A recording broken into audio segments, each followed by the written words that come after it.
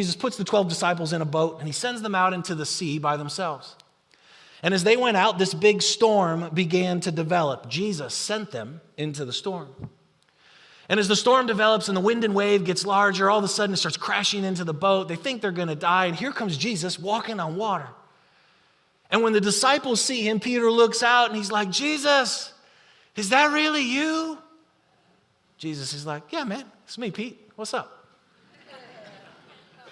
Lord, if it's you, tell me to come. All right, come on. And looking at Jesus, he takes one step out of the boat, and then another step, and he's walking on water. But he's not just walking on water, he's walking on the storm. He's walking on the wind and the waves.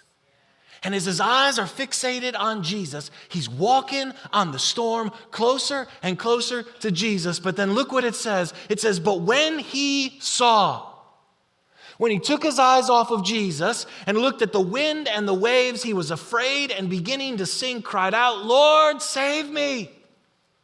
He's walking on the storm, he's walking on water, and then he starts looking at the wind and the waves to the right and to the left, and all of a sudden he begins to sink, begins to drown, he begins looking for a breath and cries out, Lord, save me. And Jesus comes in his grace and pulls Peter back up, and they walk back on water back to the boat. I tell you that story because I think that story in so many ways defines the Christian life. We find ourselves all of a sudden in a situation or a circumstance that brings us to the end of ourselves, like a storm.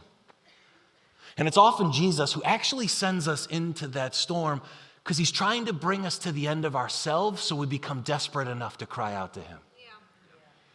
And as we're sitting in that boat and he's walking by and life is getting hard and the wind and the waves are crashing in, we look and we're like, Jesus, is that really you? Like, are you real, man? Is this going to work? Is this worth it? Like, can you do anything for me? And Jesus says, come. And with our eyes fixated on Jesus, we have just enough faith to put one foot out and then a second foot. And as we're looking at Jesus, we're not just walking on water, we're walking on the storms of life. We're walking on the situations and circumstances and anxiety and depression and brokenness and pain. And if you can remember, if you're a follower of Jesus, if you remember the first time you got out of that boat and you were so fixated on him. It was never about what you had to do. It was never about all the things in life. It was always about, oh my goodness, Jesus is real and this is what he has done for me. And that grace empowered you to walk in victory.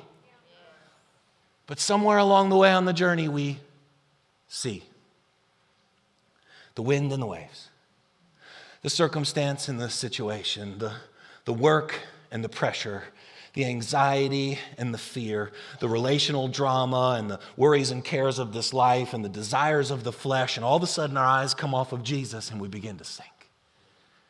And the wind and the waves start literally beating us down until our head is barely above water. And we're just trying to get that one last breath.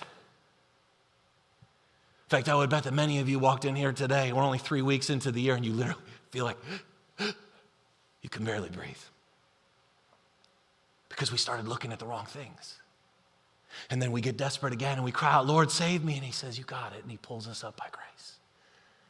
See, it's grace that empowers us to walk on the water. Peter didn't walk on water because he was awesome. He walked on water because Jesus was awesome. Grace empowers you for victory. It empowers you for the supernatural. And I know some of you are saying, what does that mean to look more at Jesus, what he has done for me than what I have to do for him? It simply means this. It means, are you focused more on Jesus' forgiveness for you or the work you have to do this week?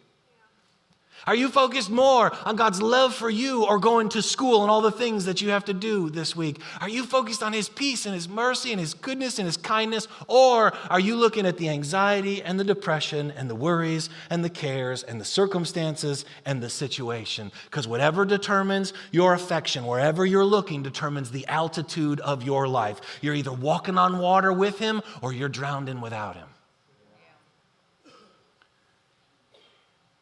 And I know sometimes we get to these places and we're like, man, it's hard. It does hit hard because it's true. And by grace, he's inviting us to this new place. So maybe